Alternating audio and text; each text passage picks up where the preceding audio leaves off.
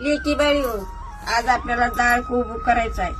भाकरी संग खा नाही तर चपाती संग खा. बासनात घेतला तर संपला पाहिजे असा चटक बाज करते.